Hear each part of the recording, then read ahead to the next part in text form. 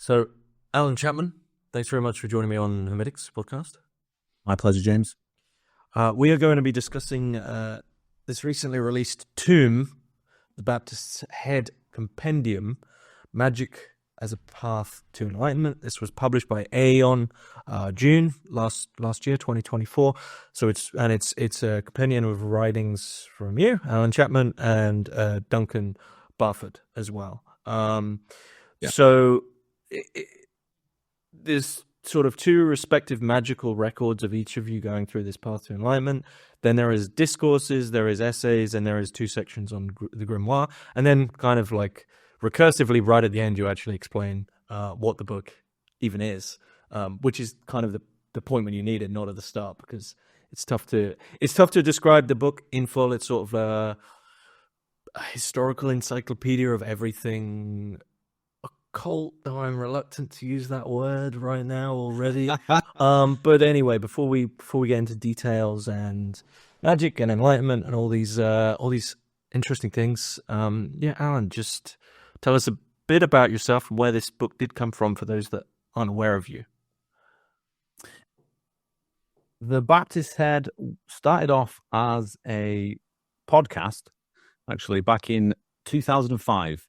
As a result of me meeting my friend Duncan Barford through the secret international magical order known as the IoT, or the Illuminates of Thanateros, the Chaos Magic Order. The podcast lasted about 5 episodes, I think. It was awful. Me and Duncan continued to maintain a blog where we wrote up our magical practices and the results thereof. And after a while, it turned into this series of books charting our respective experiences moving through the tradition of magic as the primary vehicle, but also exploring traditions that share similarities. In terms of understanding magic, as the strapline to the book belies, which is magic as a path to enlightenment. So it's this old-fashioned idea that magic is concerned with something beyond merely moving around appearances, to suggest a change has occurred, using some kind of ritual or different states of mind, that kind of a thing.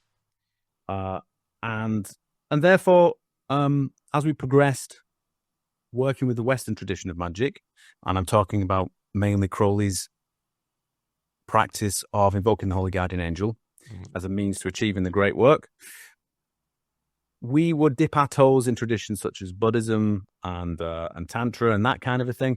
And at the time, we had a number of friends or colleagues, most of them met through an online forum called the Dharma Overground.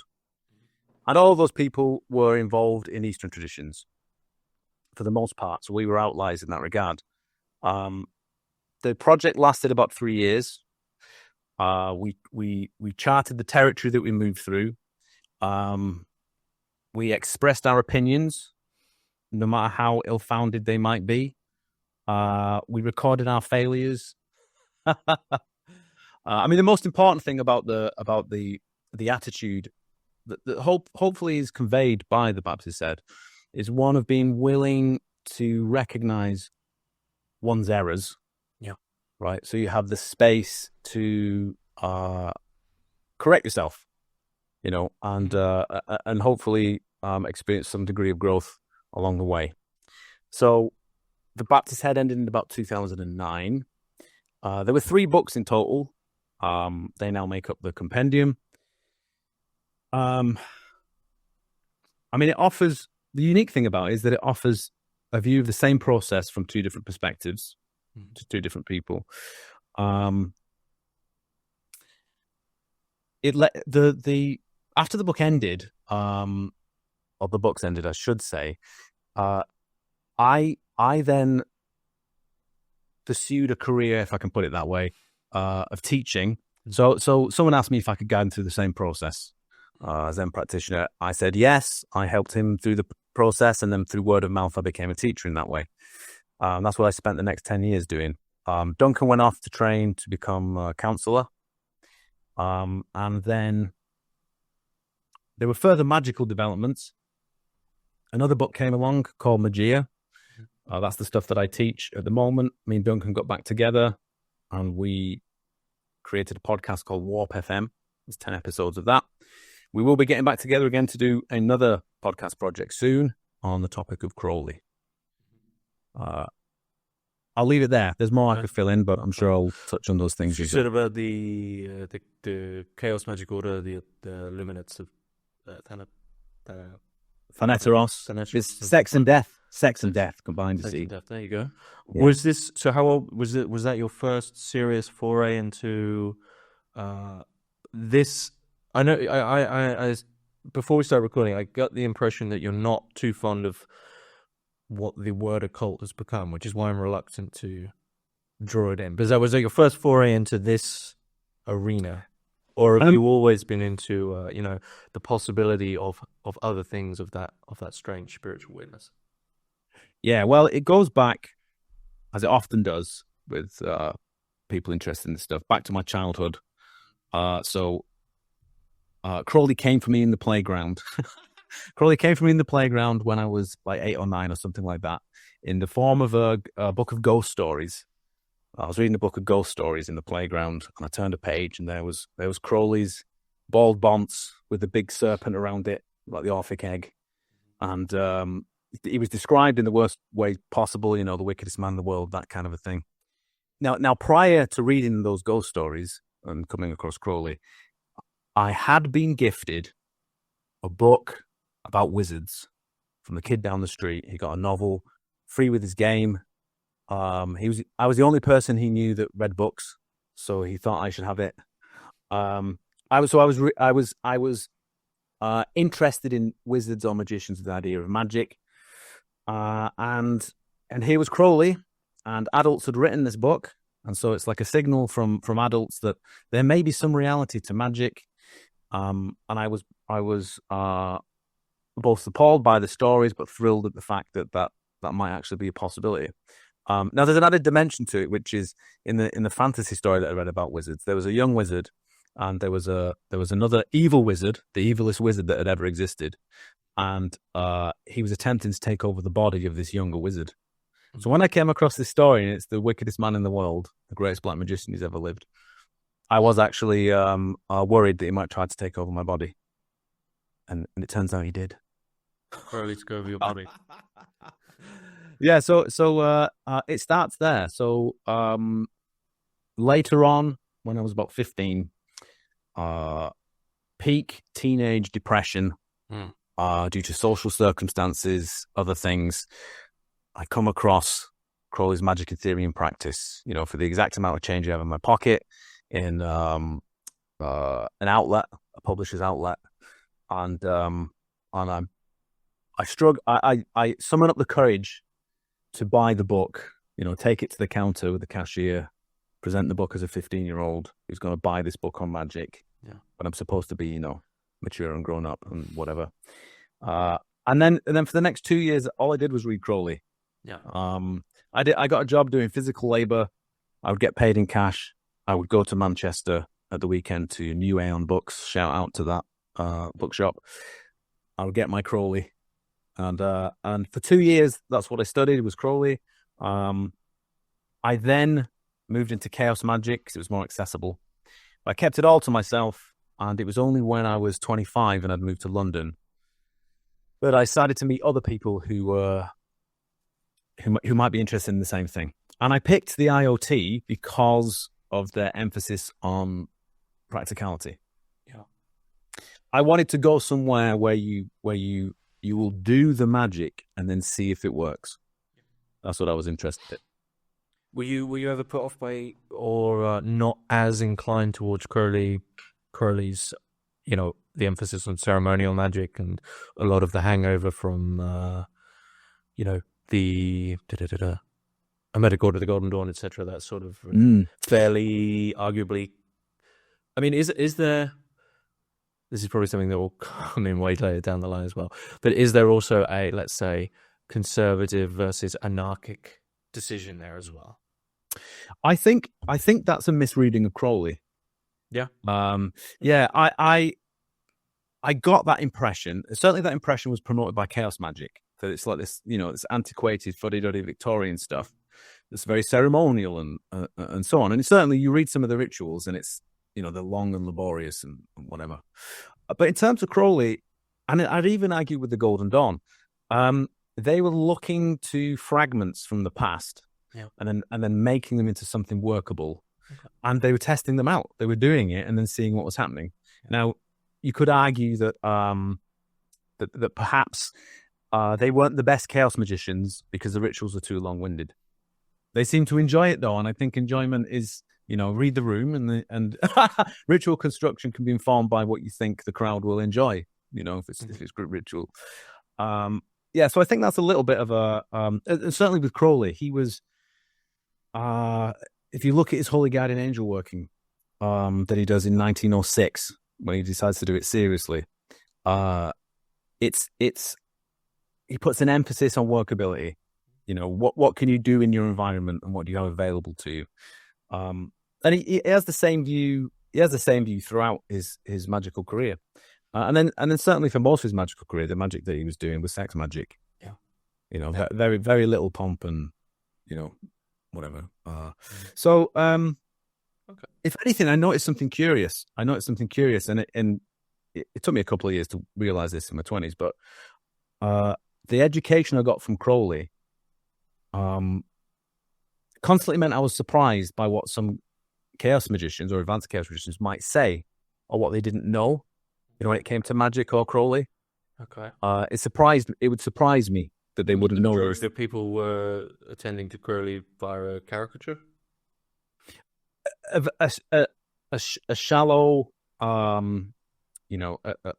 just a shallow engagement with his material, which is fair enough if you're not interested. I mean, you're just interested in chaos magic, that's fine. But there's certainly a strong component in chaos magic where there's a rejection of the, of the useless stuff that shouldn't be there. There's the idea that there's a lot of useless stuff, so we'll get rid of it and just focus on the things that work, as if all of it. Or rather, there was only very little of what they were doing in the Golden Dawn that worked, and the rest of it was. I just don't think. I certainly don't hold that view now, after having spent some time, with the material from the Golden Dawn and looking at Crowley's life. Okay, so you were around 1820 when you first got into the IoT. 25. 25. Okay, yeah. What did you? So I just want to say this. Sorry, my interest in magic and what we might call the occult was indeed a cult for until I was 25. I told no one. Yeah. No one knew that I was interested. No one knew that I did these practices. No one. Because I knew I'd found what I was looking for. Yeah. But I couldn't explain it to anyone. And I was not interested in trying to explain it. You organically kept silence, which is the hardest rule. Yeah. And then, until now. Then I broke that rule and wrote 3 books. I guess, we can get to that. Yeah, but you actually mentioned with the chaos magic though that it's practical. So I'm intrigued at this point, and whether or not this has changed, and I would assume it has. What did you desire at 25? Considering this is practical, which means I can get a thing or I can enact a thing. Yeah. What were you desiring at 25? I would say, first and foremost, magical power. Yeah. What does that look like? Yeah, so I might do magic where, it's like, I need a better job, so maybe I'll do some magic for that, or I need somewhere better to live, or something like that. But the frequency with which you're going to do magical ritual when you're in an organization or you're a practicing magician who's doing it to get better at magic means that there's not often many things to ask for. It's a limited list. Yeah. Of needs, especially if you're 25. And to be honest, you should be able to meet the needs of a 25-year-old at the age of 25 without any magic. It's not that hard. So my biggest interest was seeing how master magicians would put a ritual together, how that would work and what the outcome would be.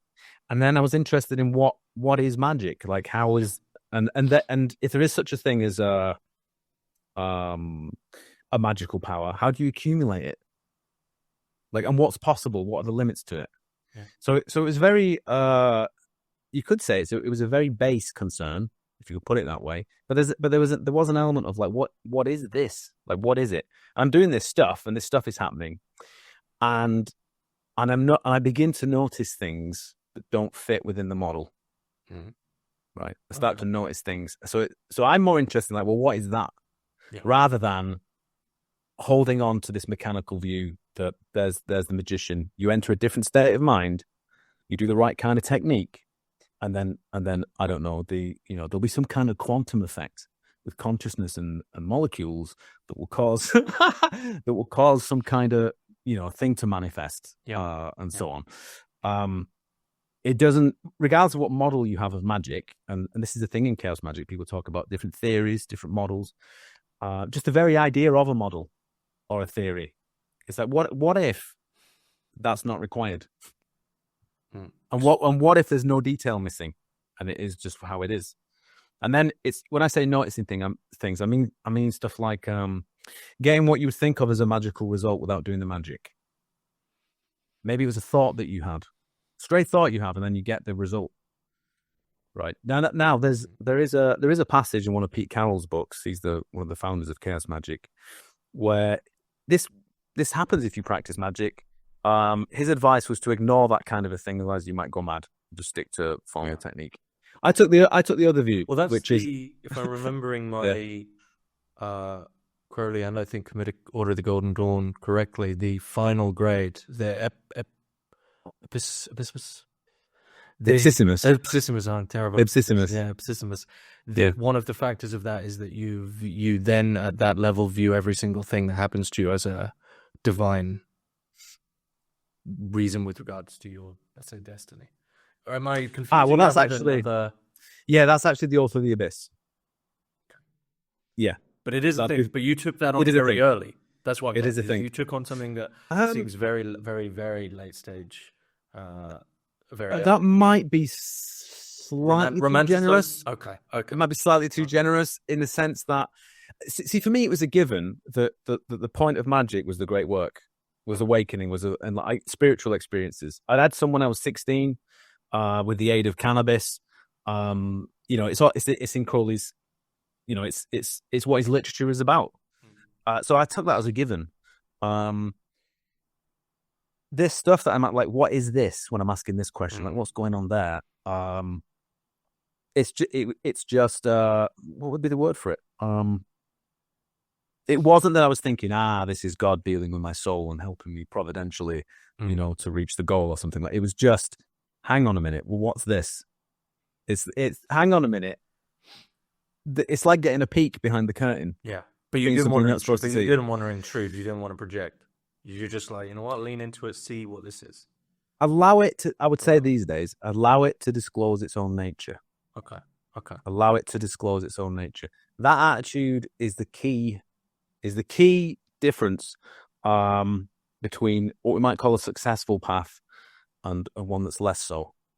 Allow it to disclose its own nature. If you want to know who and what you really are, allow your nature to disclose itself rather than you deciding. Same with working with an entity. You want to know the nature of an entity. The nature of however you want to dice it, the nature of reality. So if I want to understand what magic is, I do the magic. Okay, I'm paying attention.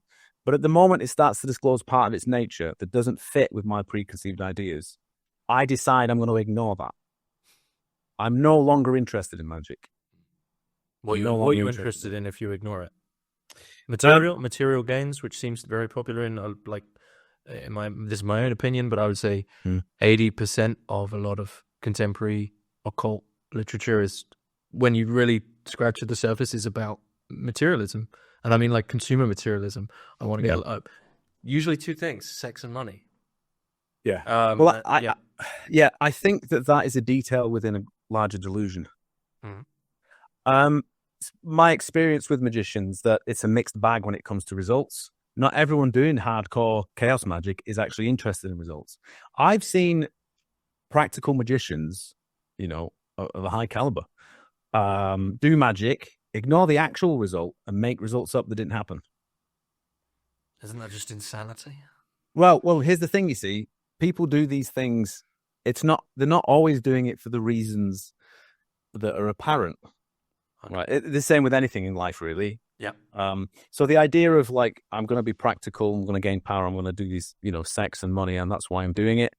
It'd be interesting to see, well, how successful are those things that you keep asking for? Are they actually what you want anyway, right? And why is it that for so many magicians, the trajectory in their life is a very apparent diminishment and decline, and into insanity and death and poverty, poverty, insanity, and death? Yeah, and lack of hygiene. Yeah. Why is that? Well, why do you think that is? Because the details that are supposed to signal engagement with magic are actually a way of perpetuating the pre-existing dramas or shadows of that individual. It's a way of perpetuating those things. So anything that would seek to go beyond such an identity or to undermine such an identity is something that you're going to ignore at best, denounce at worst. The idea, you see, here's the thing as well. If you've been practicing magic for 20 years, 30 years, and you've not had a sniff of enlightenment, and someone comes along and they're like, well, isn't there something called the Great Work? Right. Why don't we do that? Right. Suddenly you're in a very precarious position, aren't you? Especially if you're a published author, and respected in the community. It's a pickle. Okay. It's a pickle. So, no, I'm with yes. you. I'm with you. Yeah. Yes. So now, why the decline? The decline is because that kind of playing out of a shadow or a drama promises you something, but it doesn't deliver it. In fact, it destroys the thing that you care about. So, the outcome, if you're capable, if you have some integrity and you're capable of being honest with yourself, you should notice after a while that, hang on a minute, I'm doing these things and it's just not leading to where I thought it was going to go. In fact, things have got worse. I mean, another example is, people who use psychedelics.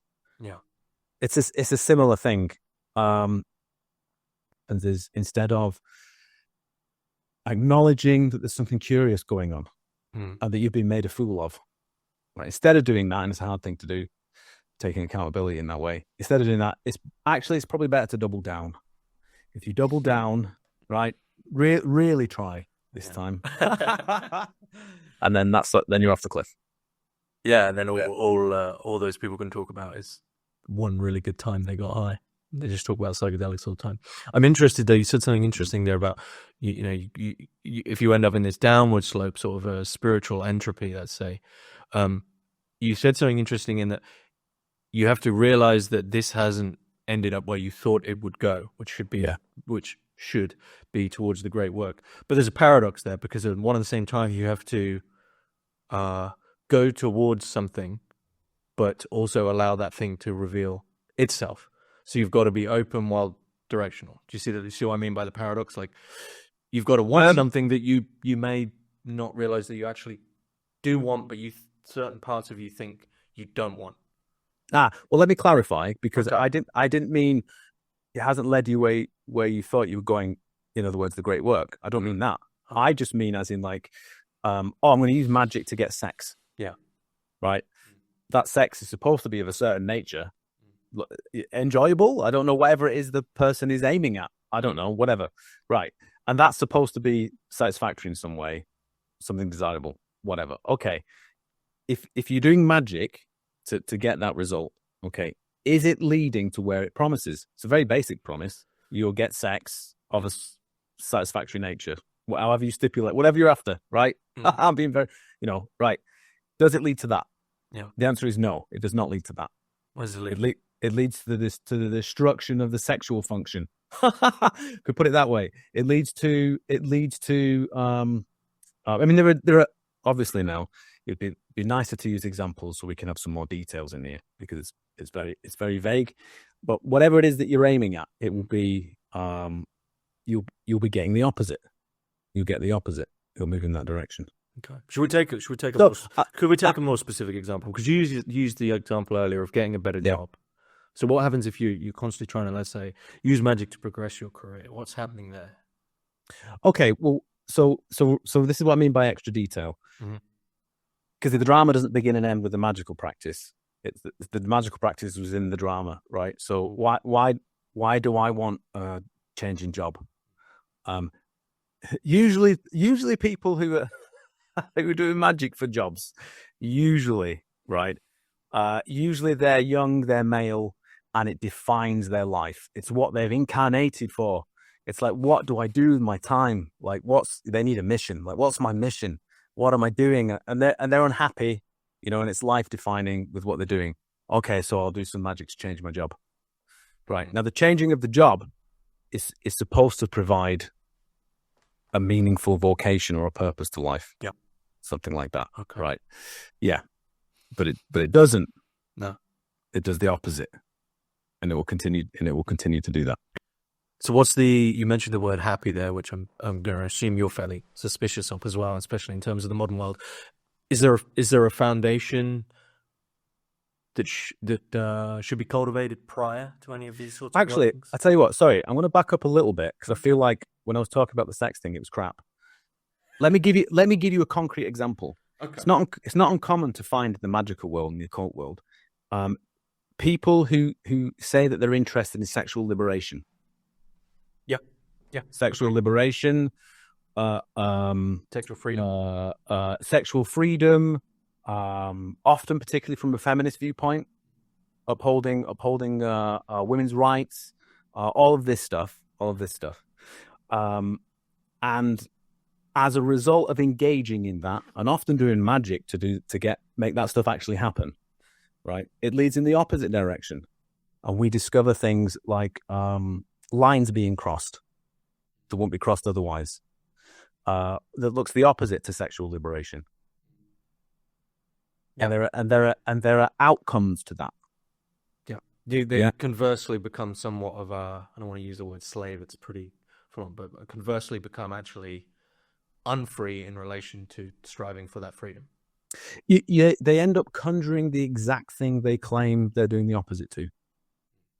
So I'm talking about like sexual abuse. I'm talking about sexual misadventure. Yeah.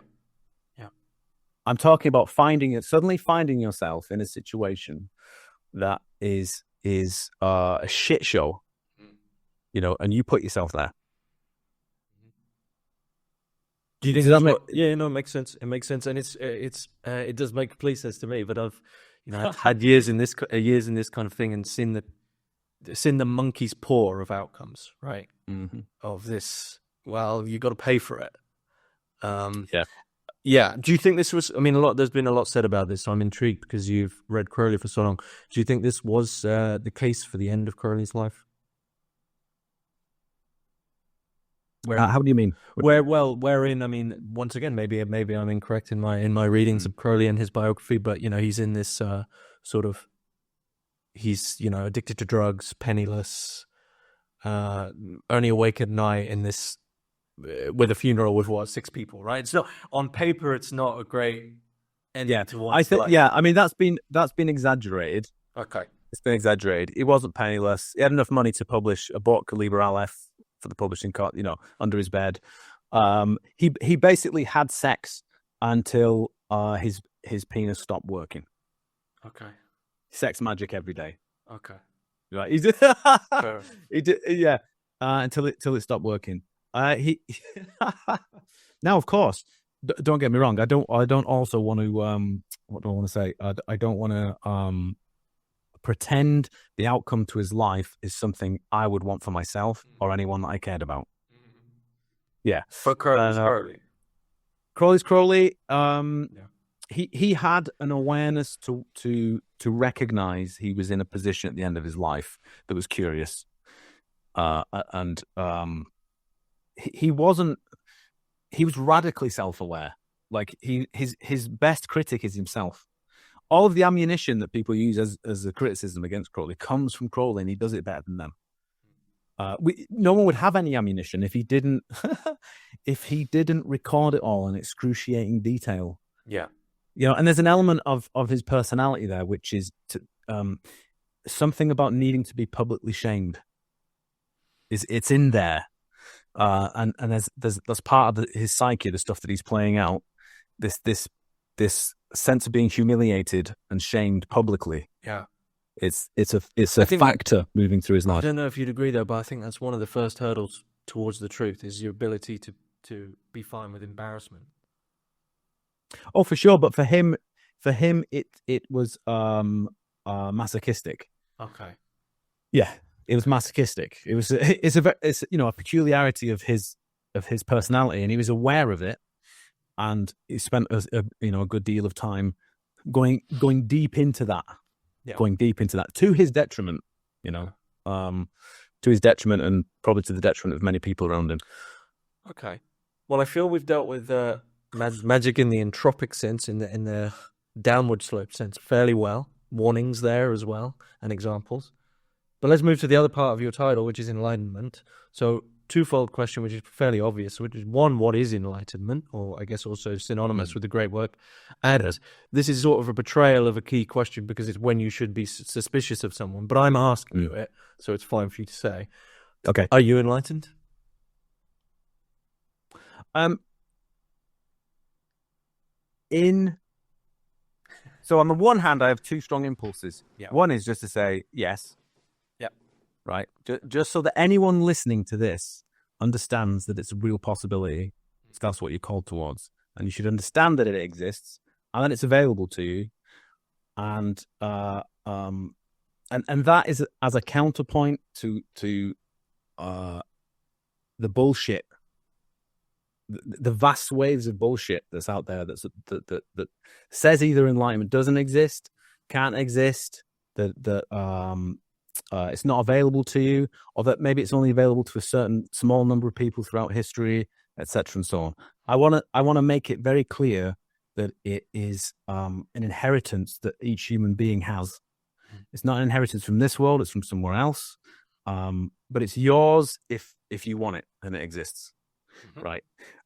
The other impulse was to be clear about what's meant by enlightenment, because if a human being says that they're enlightened, there's already what can we say? The human being is now, even if they're talking practically, and we have tight practical definitions, technical definitions, and somehow we have data or metrics that fit that, to demonstrate that's the case. Like you stop all your brain waves on an ECG, whatever, EEG, whatever. Right. The problem is this: the human being, if they say they're enlightened, you're now in a position where you can you trust yourself in that position? Can you trust yourself in that position? If you make any pronouncements with, beginning with I, like I am enlightened, or let's say with a particular stage of awakening or enlightenment, because there are stages, by the way. There are stages. They're described in all the traditions. You can get technical about that. You can define them. There's a universal structure that repeats itself, so on. If people want a description of that stuff, the book Magia has those descriptions in it.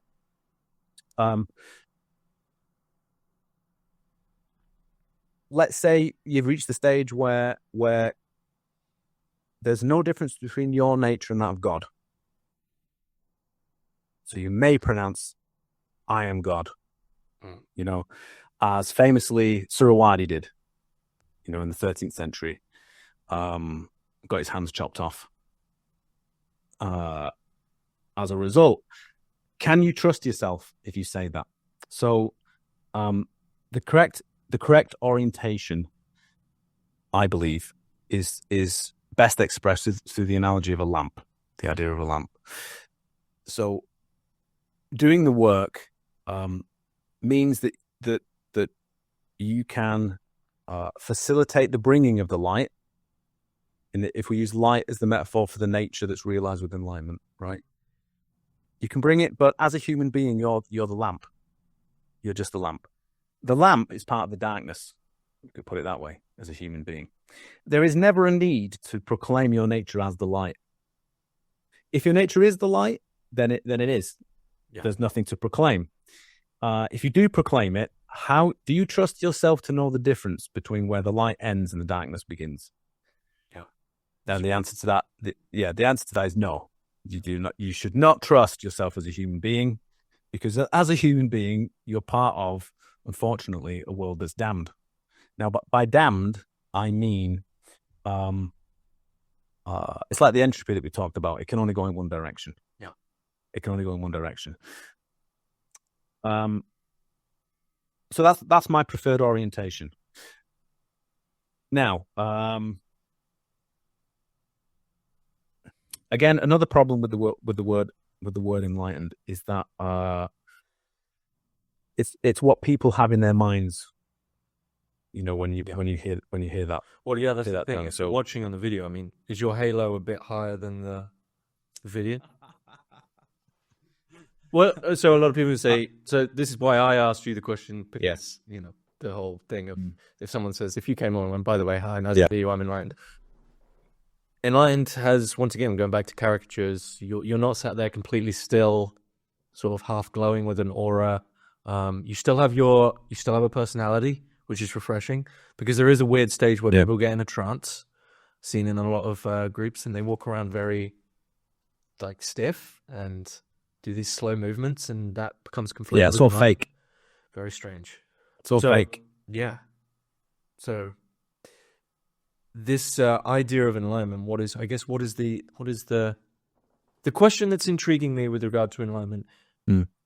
Is there a key difference in how you feel or experience that you can put your finger on now compared to when you were 25? Certainly, yeah. So the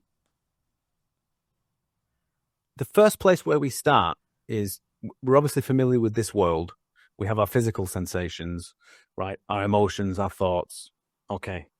In addition to that, this is how we start.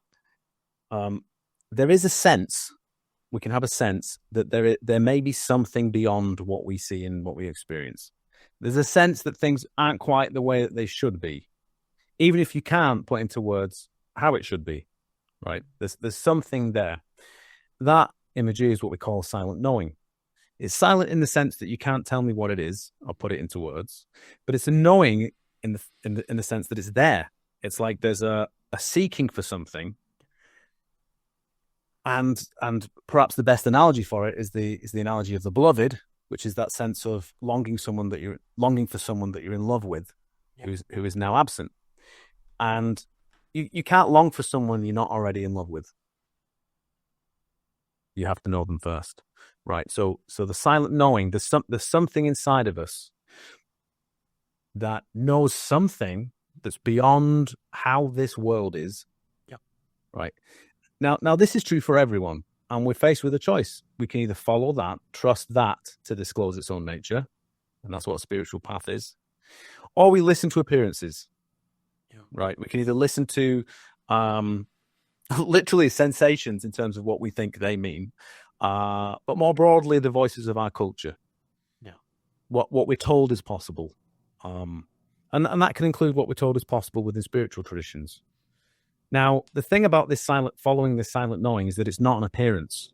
It doesn't match an appearance. You mentioned people walking around in a trance all stiff and so on. I could mimic that. Yeah. Anyone could mimic that. Mm. Yeah. That's like acting lessons. That's like enlightenment as acting lessons. As if some kind of, some kind of appearance, or some appearances are commensurate with enlightenment, while some are not. Yeah. As if enlightenment is limited to certain appearances. Mm. Yeah. This is the wrong way around. So in terms of what it's like to actually experience awakening or realization, first of all, so that impetus, that silent knowing, following it, right? That comes first, and we learn words and techniques and practices after. It's the thing that drives us to do that in the first place. And we start to learn words. We don't know what it is that we're looking for, but we start to learn words. After a while, maybe we come across these traditions that talk about awakening or enlightenment, this kind of a thing, and then that becomes the substitute for it. And maybe you learn a technical language, and then you're asking questions like, how do I wake up? But really behind that, you don't care about awakening. It's the silent knowing, finding its beloved. Yeah. We're going to stick with that analogy. Okay.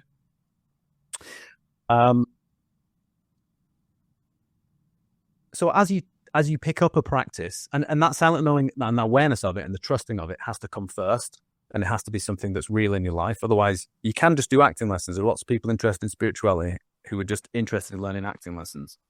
That's it, right? Wear the robes, learn the practice. It's just all acting lessons. And maybe you start to have experiences, what we call partial awakenings, something like that, where you start to have direct experience of something, the nature of which is not conditional, right? It's not found in this world. What you come into contact with is like a different state of mind. That state of mind in and of itself doesn't require or depend upon anything to be the way that it is. This is its most salient aspect. Yep. It's the thing that's most miraculous about it. It's how is, first of all, how is that possible? But to experience a nature that doesn't require or depend upon anything else is to know a nature that is whole. Yeah. Yeah. Now there are other aspects to it. Sometimes it's described as blissful. Sometimes as peace. There's a number of different characteristics that you can use to describe it. It doesn't just come on its own in that way. Sometimes there's attendant visions and other spiritual things that can occur. Some of them unpleasant. At some point you will encounter spiritually challenging events. But the awakening itself, what that's like, a full awakening, if we can put it that way, it's the best way to describe it is to imagine the addition of something you weren't aware of before, a nature you weren't aware of before. That's like if you were an onion, it's like adding a new layer to the onion, as if it wasn't there before. It's like adding a new layer to the onion, right? And it's like a larger reality within which everything in this world, the world of appearance, participates. Yeah. So another analogy might be it's like realizing you're in a swimming pool, and everything else that you encounter is also in the swimming pool. So everything's wet, but those things in and of themselves are not the swimming pool. Yeah. Yeah. And that's it's permanent. Now, there are things I can say about that nature, like because it doesn't require or depend upon anything. That nature, in and of itself, has no beginning or end. So there's a very curious thing, which is you knew you weren't aware of it before, but now you seem to be aware of it all the time. And in fact, there's no way that you couldn't have been aware of it all the time. Mm-hmm. Right? So how do you square these two? What's going on, right? But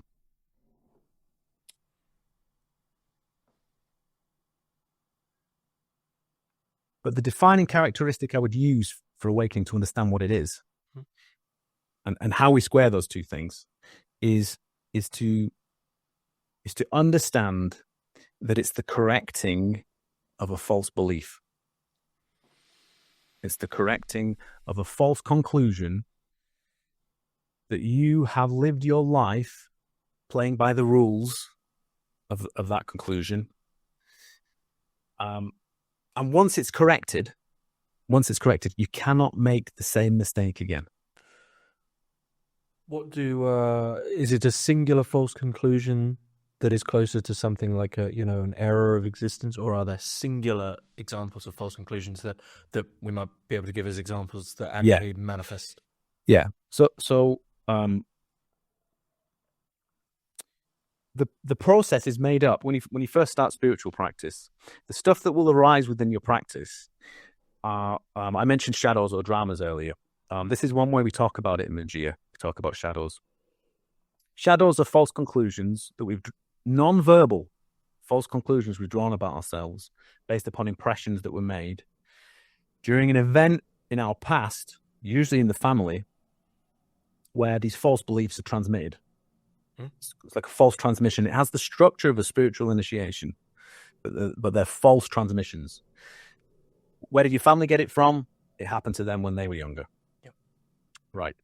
These dramas, these are what come up, and we have a practice in Magick for looking at this stuff. But obviously, any tradition, religious or otherwise, certainly you'll find certain modalities in psychotherapy that touch on this. But you'll find you can trace the playing out of these shadows or dramas or these problems back into our past. They have a structure to them, and you can trace them back to their beginnings. But the difference between the Magia practice, which we call binding, we bind these shadows, and some other approaches, is that we take that attitude of allowing it to disclose its own nature rather than deciding what it is. So we don't need modalities or beliefs about our problems. Instead, we can let them disclose their own nature. And you end up spelling out the nature of the problem in such a way that you get to see parts of it that isn't apparent. Then you get to see parts of it, and you get to see the whole picture of what it is. And when you can see what the whole thing is, it can't be believable anymore. It's not believable anymore. And you can see in certain scenes where you drew the conclusion non-verbally. It's non-verbal.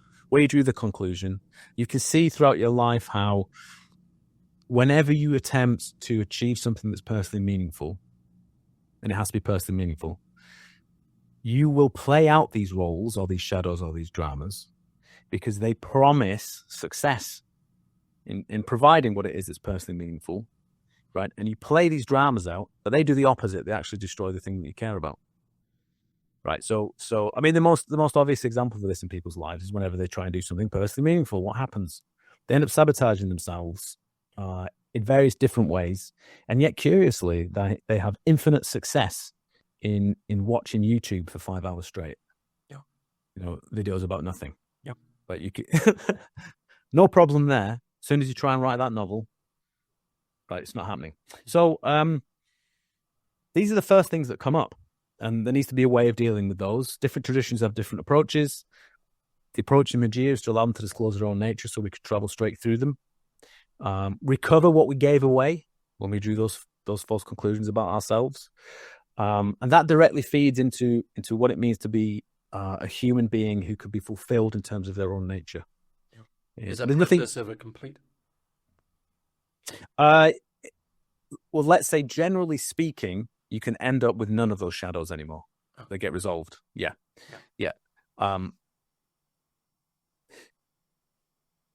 After a number of those, after dealing with a number of those things, you'll come across a drama or a shadow that will arise in your practice, which we might call a spiritually challenging event. Traditionally, there are some examples. The sense of self-annihilation, unpleasant energetics that feel like you're being torn apart. You can have depression, disgust, overwhelming fear, and so on and so on. Right? There's all different kinds of things that come down the pipeline.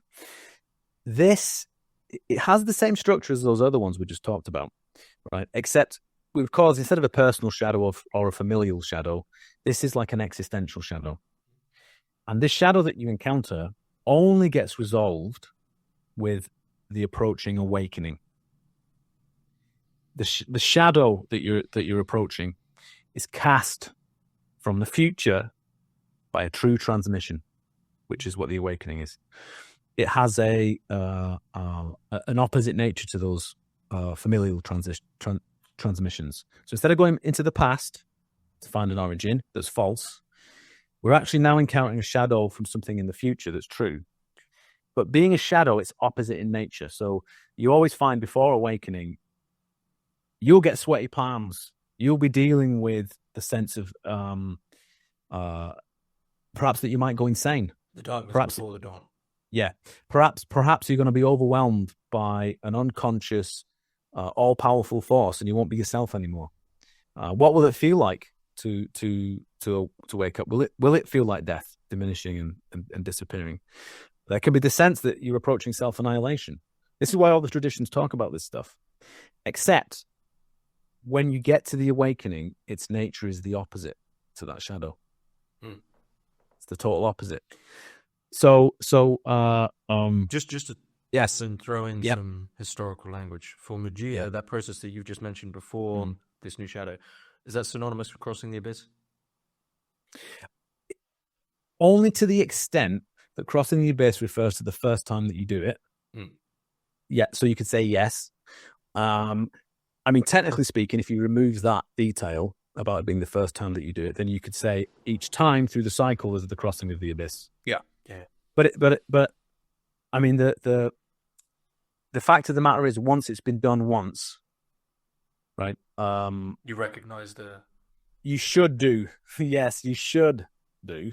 But You'd be surprised. But it gets more intense, right? And No. So what happens is this: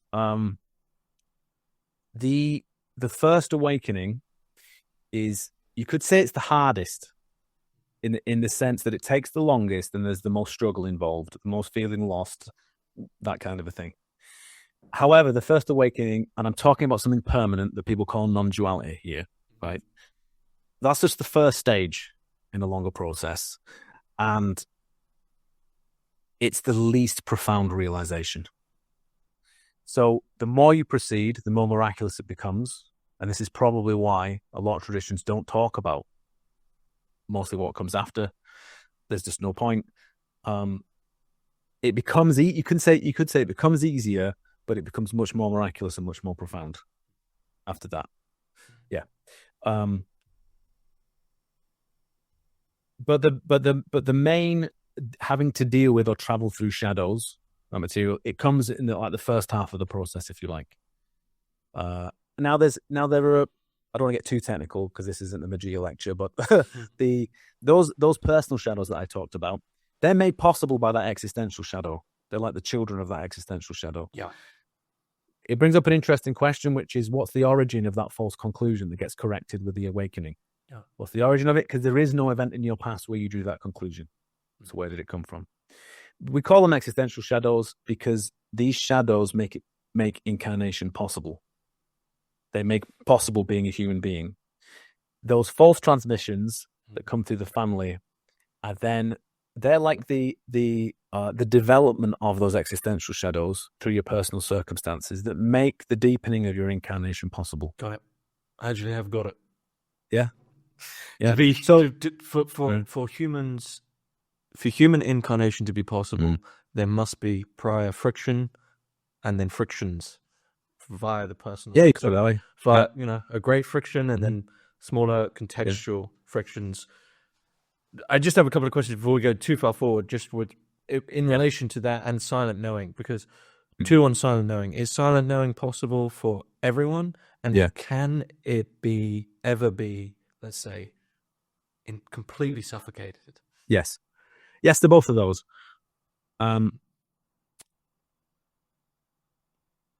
There is a false view, spiritual view, that's prevalent,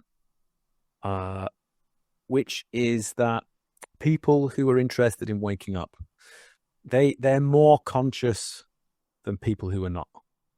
They're somehow more conscious, and especially if they reach awakening or something like that, they're definitely super conscious now, right? Compared to the masses who are unconscious, something like that. And certainly when it comes to people who do malevolent things, do bad things, whatever, it's because they're unconscious. It's because they're unconscious. And actually, if we're reasonable and we have compassion, they're not evil. They're just unconscious or something like this. Mm-hmm. Right. Yeah. I mean, that's both. I mean, it's flattering for the person who thinks that they're more, you have to be more conscious to be interested in spiritual stuff. But it also, what can I say? It also denies the sovereignty of consciousness. Okay. Now, what I mean by that is every human being possesses this sovereignty of consciousness, which is to choose between, that's what we call a silent knowing, and following the other road, appearances. Right. Now, I've already talked about why you might want to follow the silent knowing, because it's this inheritance that's too good to be true. and you know it's how things should be, something like that, and so you're going to follow that. Why would someone ignore that and follow appearance instead, lean into appearance? We can put it another way. Why would someone lean into their dramas, into their false transmissions, and cultivate that instead? Why would they do that? At the heart of all false transmissions is the idea that we've suffered an injustice. It's a felt sense of suffering some kind of injustice. I don't mean the injustice of the actions that were perpetrated by the people in those experiences. I don't mean that. I don't mean trauma. I don't mean anything like that. I mean the conclusion that's drawn about yourself is fundamentally incorrect. You know it deep inside that it's not true. It can't be true, but you're bound by it. It's non-verbal, so you don't question it, but you know that it's unjust. So there's a sense of suffering something that isn't correct, right? Which leads to a feeling of resentment or anger or a need for revenge. You can lean, so it starts to lean in that direction. Often can be masked under depression, nihilism, a superior indifference. Often that goes hand in hand with the people who think only conscious human beings are interested in spirituality, whilst everyone else is unconscious. And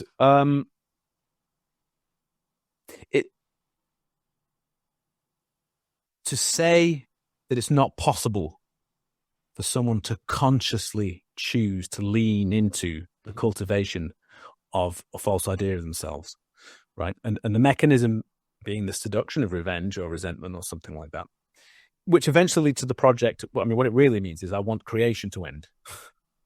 There's no other ending there, is there? Yeah, the game is going. I don't like the game, so the entire game is going. It's burning. I'm going to burn it all to the ground. So annihilation, the end of consciousness. That's another way of putting it, right? Yes, to deny that someone could, full consciousness is required to move in that direction, right? It's to deny that sovereignty, that human beings are at the center of creation. Creation, which direction it goes in, is placed in our hands. The least of the creation, the human being, is placed in our hands to decide what direction things will go in. Yeah. Right. And it's given to each individual. So, we could be sat next to each other on a bus. You may be in some version of hell. I might be in some version of heaven. Yep. Based on the choices that have been made. But that's how it is. Now, the telltale sign, the first move, how you deny the sovereignty of consciousness is to say that there's no such thing as evil. For that reason, if we define evil as in full consciousness, to intentionally be malevolent towards that which is perceived to be innocent, which is another way of saying unconscious. Another way of saying unconscious, right? That's the first move that you do, and that move demonstrates its nature. I've already made the move of saying there's no sovereignty of consciousness. I'm already annihilating creation. As a project. Let me throw in. I mean, have you read Dion Fortune's The Cosmic Doctrine? Long time. Maybe I dipped into it in the back of his head. Very, very quick metaphor to maybe throw in here. So she has this idea when the universe, which she uses as a symbol, when the universe comes into being, there's one ring that's spinning one way, which then brings about another ring that's spinning another way because it's the counter, and then there's like a field that is brought from their interaction. So one way is sort of, you could say, creation, which means the other way is anti-creation, what you've been talking about. But there's also this third way of not actually going with either, right? Just standing in the flow and being what we've been talking about, the idea of unconscious. And so would the paradox or irony there, dark irony there, be that those that are in this anti-current are actually, when you're in that current, what you're doing is trying to deny the whole of this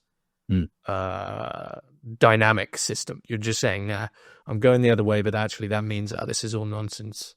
Fuck the game. And that's the most destructive thing to do is not actually to destroy, but to say that there isn't really any such thing as destruction altogether. Well, that's the first move. Yeah. That's the first move. That's the first move to get you to do something that crosses a line that your conscience would otherwise tell you not to do. But it's only a little thing, and the thing that you might be worried about doesn't exist. So it's okay. I can just take that little step. And before you know it, all those little steps have accumulated, and now you're doing something that you wouldn't have dreamed of doing, earlier. Yeah. Yeah. And so to come back to your point about that silent knowing, the development goes in this direction. Instead of if you follow the silent knowing, we travel through our shadows to recover what was lost. You could put it that way, right? Instead of doing that and moving in that direction, and thereby the mixture of two worlds, if you can put it that way, which is what creation is, means that there's certain fruits are made possible that won't be possible otherwise, informed from this other world, right? I'm trying to avoid too suggestive language, but let's just say conforming more to the divine than otherwise, right? Instead of going in that direction, the development is to lean into your shadows. Perhaps you lean into the idea of revenge. When you find yourself playing out your problems, let's say you're flying to it. You've got people say anger problems. Let's say that, but if you were specific about it, it's like, when do you play out that drama where you have your anger? You'll be in a certain situation. Imagine you decide, actually, you know what? I'm justified in being like that. So you lean into it. So then you do stuff with your anger that leads in a certain direction, which ends up with you doing things that you can't come back from. But what it actually looks like is this: at a certain point, you'll be provided with another person who can give you the next initiation in that direction. Yeah. Right? Another transmission. Now, when that happens, sorry, just to finish the thought, when that happens and someone becomes what we would call, people don't like the word evil because it's too old-fashioned, let's say psychotic, a psychopath, right? When someone ends up in that position, it's the equivalent of living within a shadow that's within a shadow. Instead of being a mixture of two things where you can be aware of the world, sometimes you contract into a shadow and play it out, and then you say to yourself, "What was I doing? Yeah, why do I behave that way? I wish I didn't behave that way. I was, that was inappropriate to the circumstance," and so on. You can still tell up from down. Yep. Right. If there's a shadow that you're leaning into and you're playing out, and then it deepens further and you contract again into another shadow within that shadow, there is no up or down anymore. You don't know which way is up. And that's that you could say that's a damned soul or a lost soul or something like that. Can they be retrieved? No, there's one trajectory. They end up in the same place as the person who's taken the other path, though. So one way of talking about awakening is that it's a fire. It's like a fire, right? So for the person that's following the silent knowing, they've said yes to walking into that fire. Put it that way. And it's the fire of liberation. It's the fire of liberation, the fire of initiation. It burns away delusion.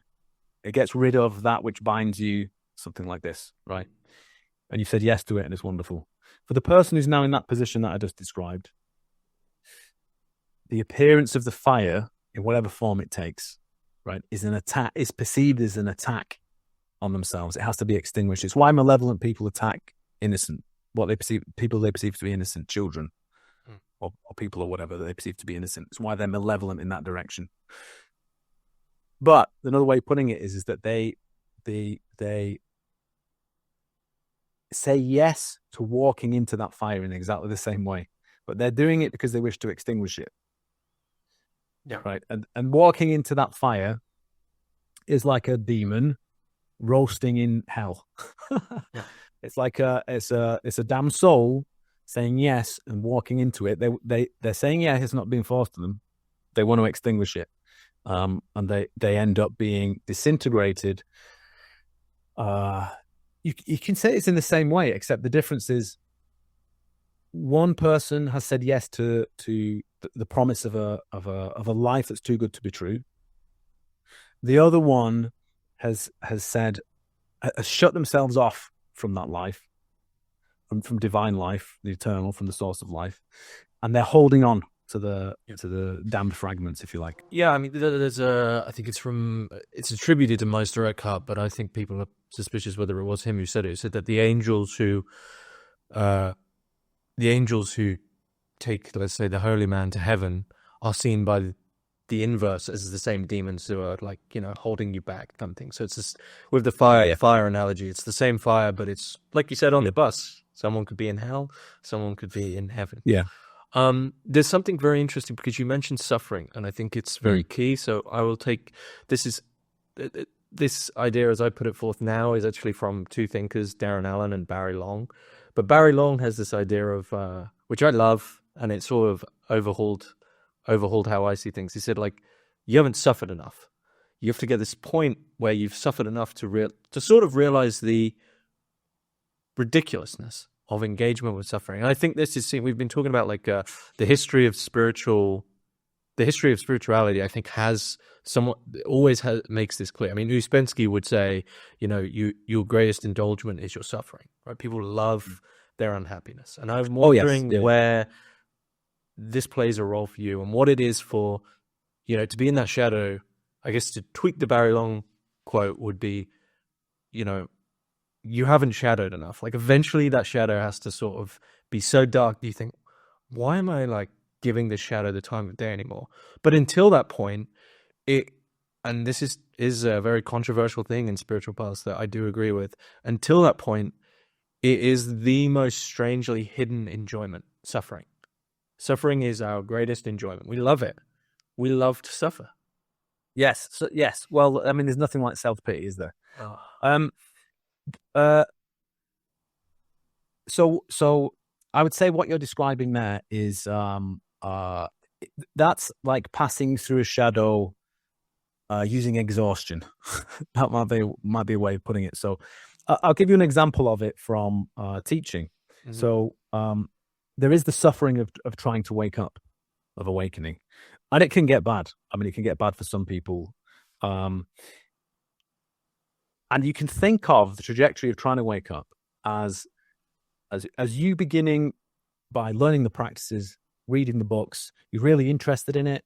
You find lots of interesting people who you listen to or read their books or be friends with, and you all practice and you do this stuff and you compare notes and so on and so forth. And you have adventures. So there's mystical fireworks, and then there's challenging times and all of this stuff.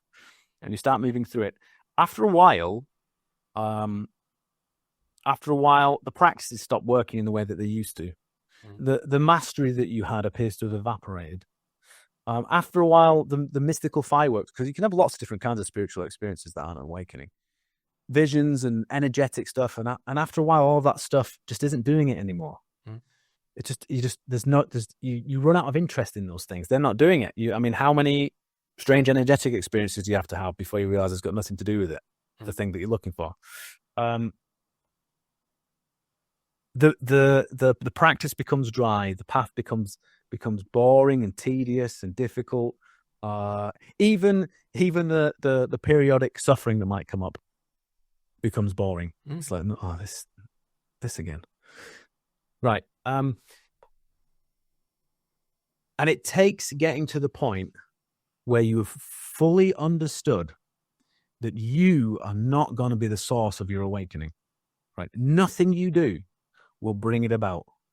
No spiritual experiences, no practices, no reading of books, no understanding, no finally getting something, no getting the right dosage of a practice, doing it in the right way at the right time.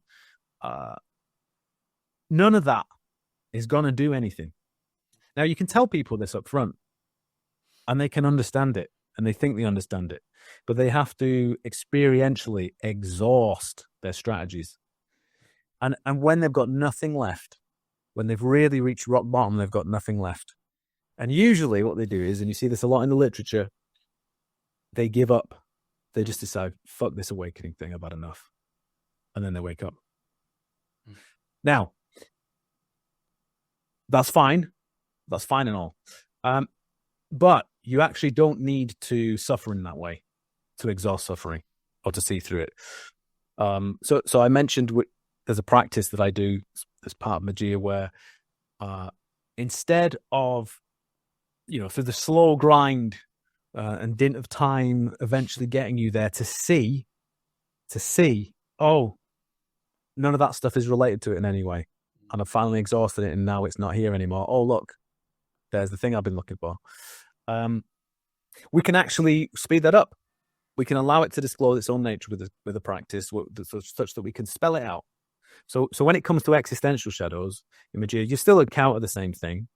You still have the same flavor and all that other stuff, but we can accelerate your seeing of its nature, such that it can make that period. What can we say? You can expedite the true transmission coming down the pipeline. Yeah, without any. What can I say? You're not. It's the same process. It's the same process, but done. What can we say? More artfully, maybe we could put it that way, to a high degree of cultivation than just simply rolling around on the floor, crying about it until some Zen master slaps you in the face with a slipper. Yeah, and then yeah, yes. So there is a degree of, what can I say? There's a degree of unnecessary suffering that people think is part of that process that isn't.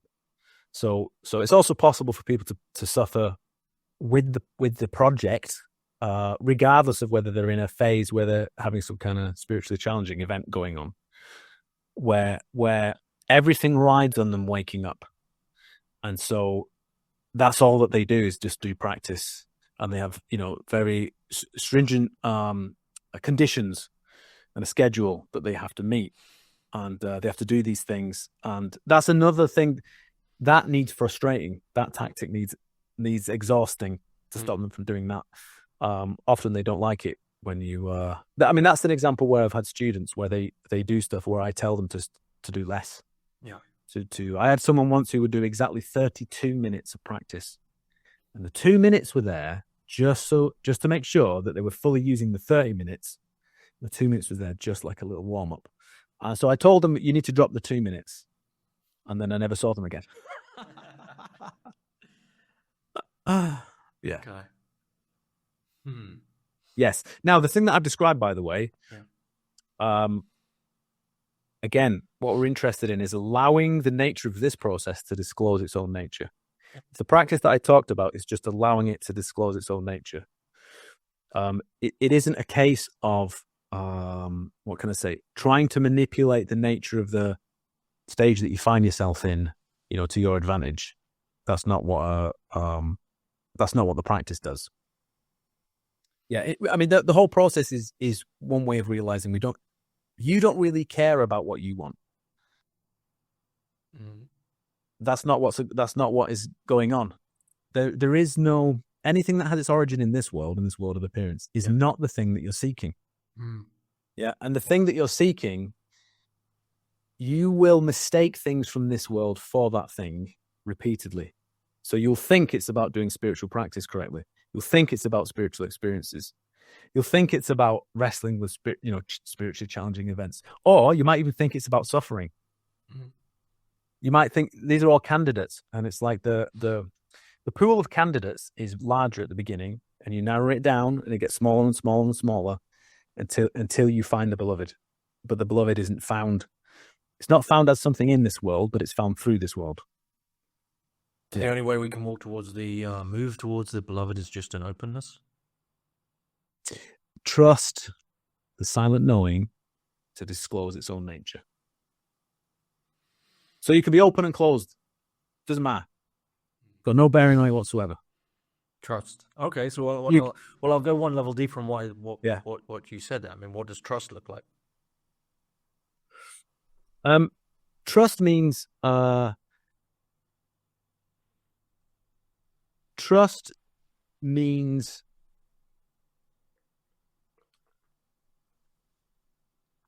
well, one way of putting it is instead of looking to yourself for what it is that you're looking for, right? Look to that something else. Look to that something else. Now, why would we describe that as trust? Because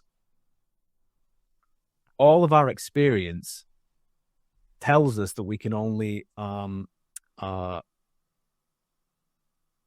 that our relationship to what we care about has to be conditional. It has to be conditional, and if it's conditional, it means you have to control those conditions. And if you're going to control those conditions, I mean that means it's coming from you. And if you can do it the right way, manipulate the conditions in the correct way, then you'll get what it is that you're looking for. But it's worse than that because before you have the first awakening, you only know conditionality. Yeah. You cannot see outside of the drama that you're in. You cannot see over the horizon, right? So you cannot help but think the thing that you're looking for is going to be, you can't help but relate to as if it's conditional. Now, we have a practice to constantly correct that orientation, right? Mm-hmm. But you can't see over the horizon. So can you trust what's leading you in that direction? Can you trust the promise of what's over that horizon? Not only when there's a lack of appearances that can reassure you about what's over there, right? But actually, and this gets more and more obvious the more the path progresses, right? Appearances will dissuade you from going in that direction. Mm. So such that you only end up with, metaphorically speaking, right, the capacity to light the candle, to make the prayer, right, which is the expression of your trust in the silent knowing. That's all you have, faith in what's over the horizon. Will you still say yes to it, even when everyone claims that they're interested in spiritual things, and so, right, okay, will you still say yes to it? When all you've got is a promise of something, right, but you can't see over the horizon. And not only that, everything else that apparently is important or whatever that this world, wants to make a strong impression about, tells you actually, no, don't go in that direction.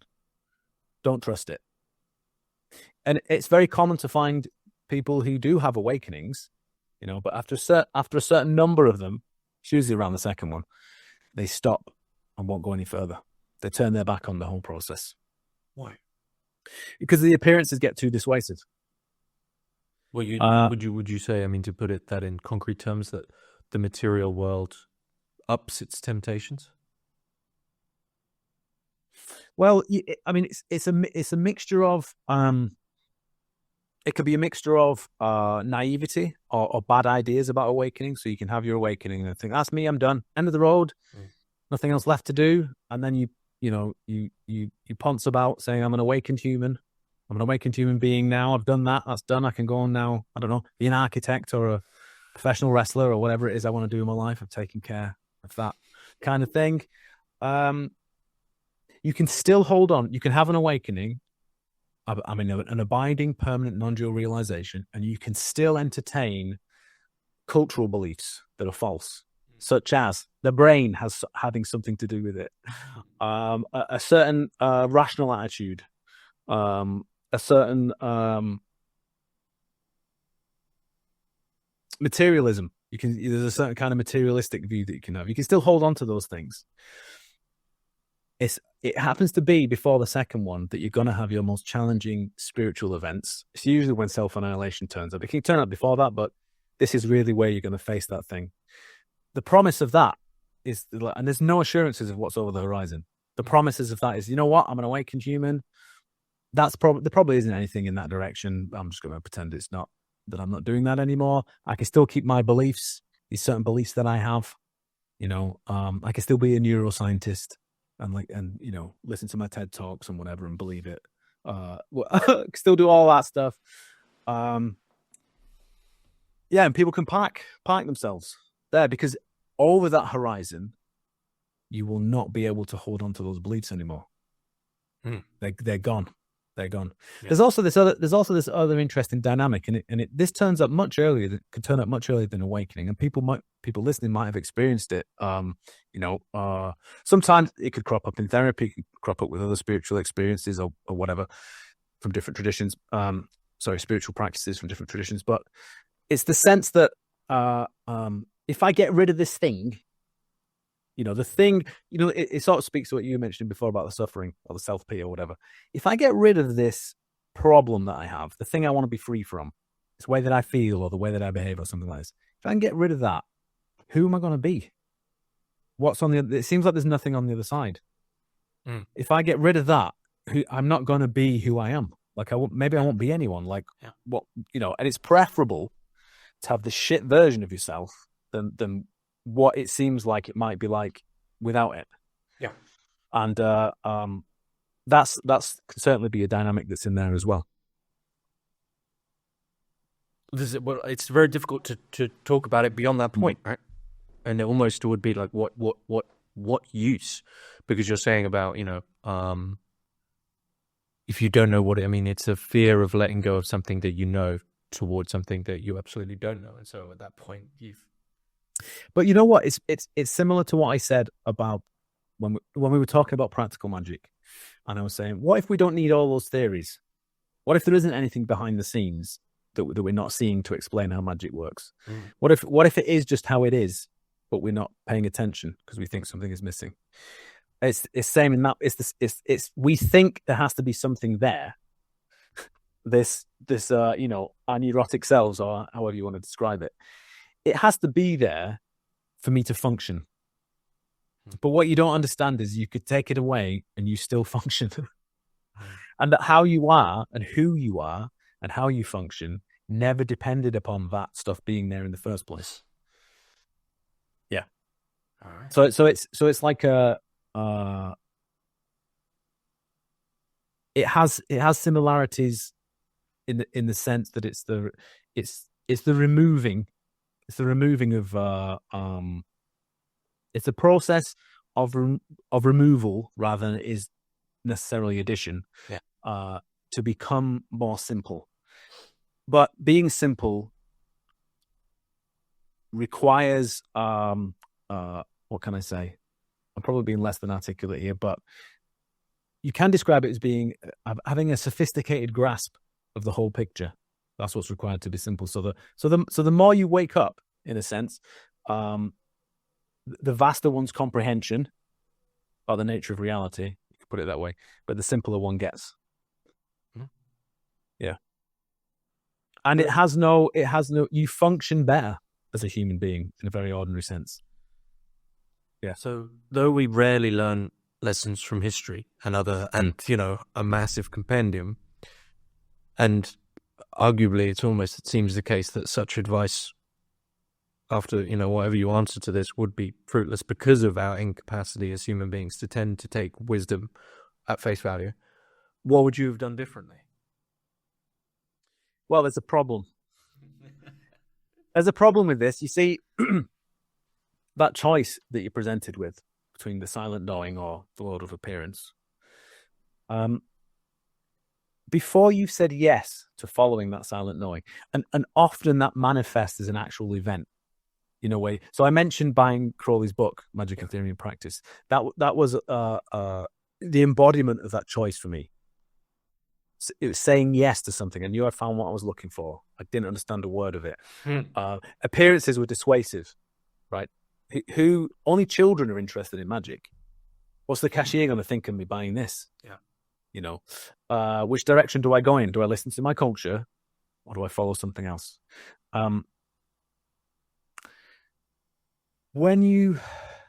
Before you've made that choice, right, and you get to make the choice a number of times before it's taken as final.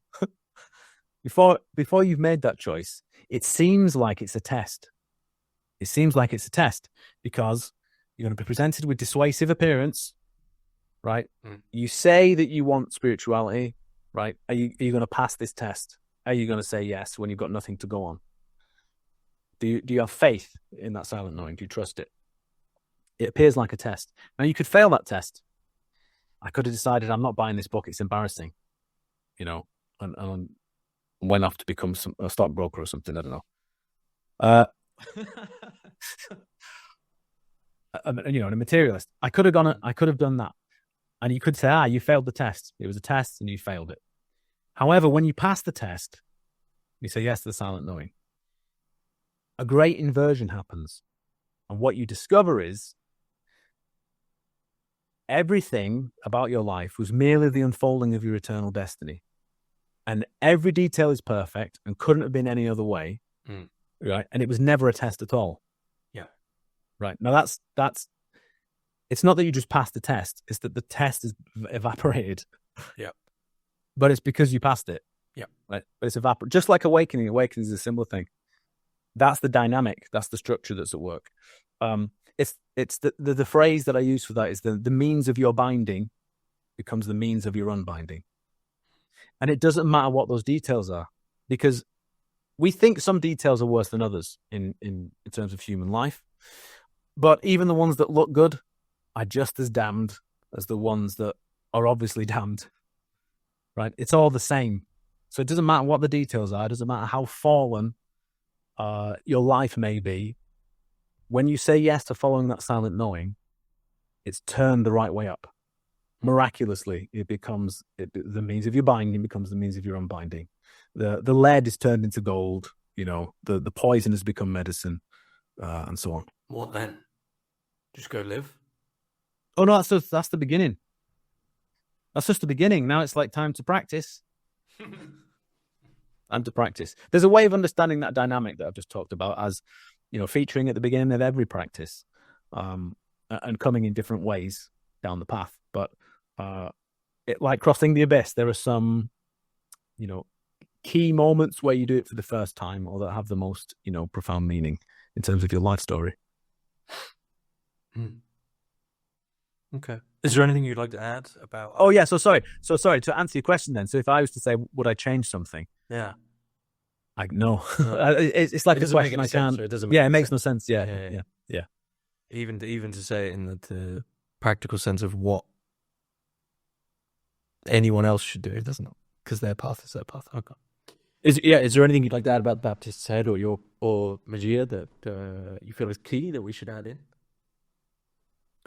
I mean, I hope that the book can encourage people who are interested in what I've been talking about to go for it. If that's what they're interested in, for them to go for it. It is just two guys who we practice every day, but it's not that much work. It's like meditating for half an hour a day. That's it. It's not that much. And that the book can serve as what can we say, company for those people who might do it on their own.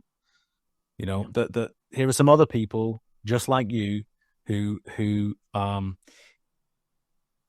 despite their nature and the way that they are, the miraculous still occurs. Right, and that should be encouraging. Yeah. Now in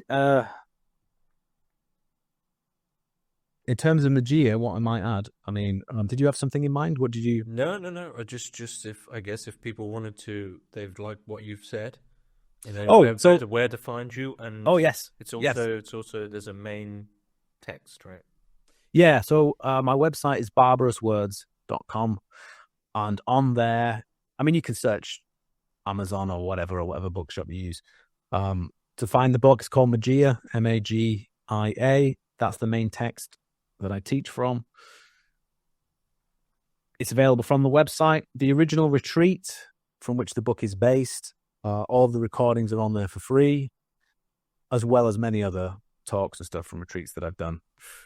And the podcast Warp FM that I talked about. And it's where all the stuff coming in the pipeline, that will also appear on there. All right. Well, I'll be sure to put the links for the Baptist's Head Compendium from the Aeon website in the link description below, along with barbarouswords.com and your stuff for Magia. But hopefully people all become enlightened. Well, hopefully they won't tell us about it. Chapman, thanks very much. Cheers, James.